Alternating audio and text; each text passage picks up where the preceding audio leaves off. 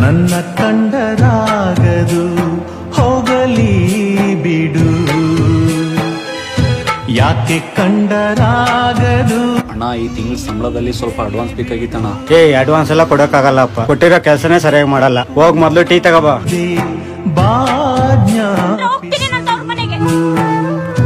ನನ್ನ ತಪ್ಪು ಏನ್ ನೀನೆಲ್ಲ ಟೀ ಬೀಳ್ಸ್ಬಿಟ್ಟೆ, ಹೋಗ್ ಸೈಡ್ಗೆ ಹೋಗಿ ನಿಂತ್ಕೋ.